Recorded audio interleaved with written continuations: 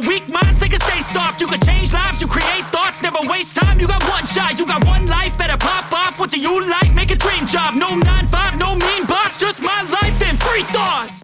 Christian McCaffrey was traded from the Carolina Panthers to the San Francisco 49ers. And now the Niners are absolutely stacked if they stay healthy.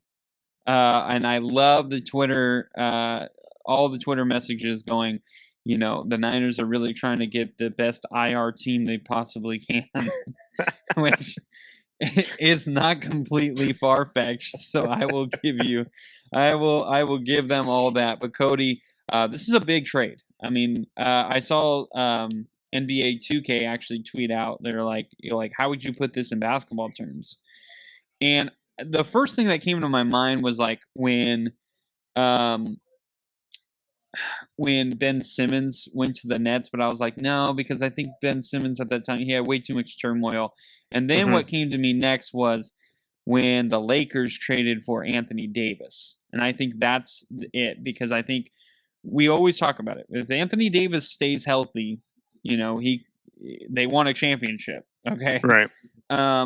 So the same thing goes with, in my opinion, Christian McCaffrey.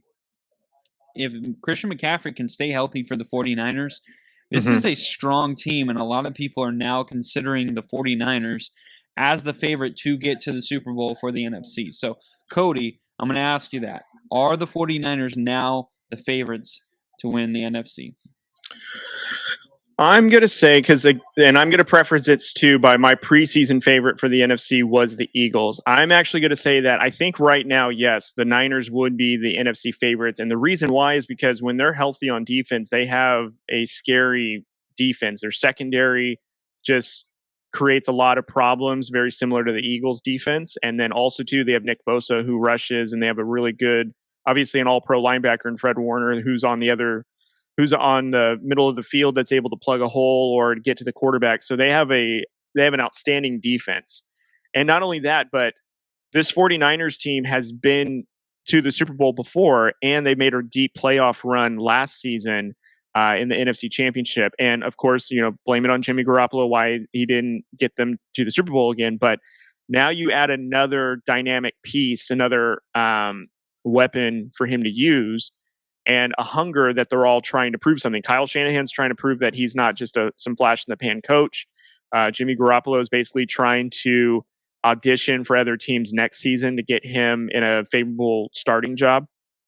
And I think that this does kind of help propel them to be top in the NFC, just because they actually, believe it or not, the NFC West is not that strong a division as it was last year. You have the Rams that don't even look like a playoff team. You have the Cardinals that are still trying to figure out who they are, even though they just won Thursday Night Football. Then you have the Seattle Seahawks, who are surprising everybody and, putting on a nice little win streak. But I think we can all agree that might not last. And the NFC in general is a weak conference. So the 49ers, if they don't get in by division, they're definitely getting in by a wild card, because what other team outside of, the division winners are going to be better than the 49ers? So I will say that this, in my opinion, will put them as favorites. I still think I like the Eagles team a little bit more, just because I like their continuity a little bit more. But I mean, no doubt 49ers are an even scarier team after yesterday.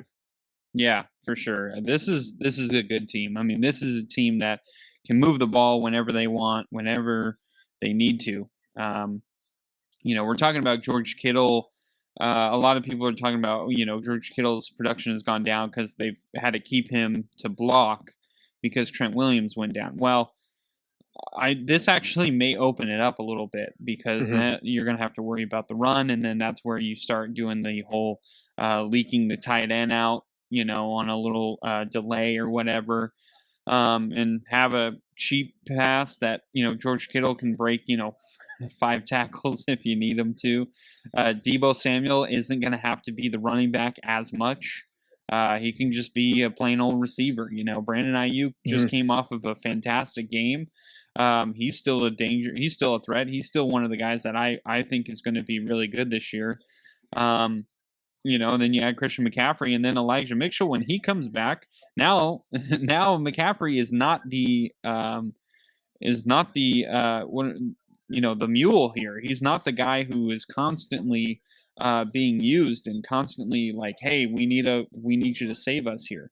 Mhm. The Niners are stacked, and their defense is also very good. So this is a really scary team. I'm really worried. I got to be honest with you.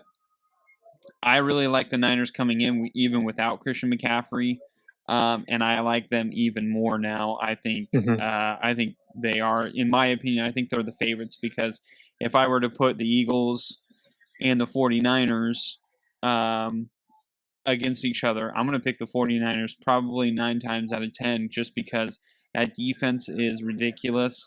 And I think that offense can pick apart that Eagles defense. And I think the Eagles are talented, but Jalen Hurts still doesn't scare me quarterback-wise. I think he scares me when he's running the football, but he's still learning the game, and Jimmy G knows this offense inside and out, and I think he will be fine. So I would pick the 49ers in that.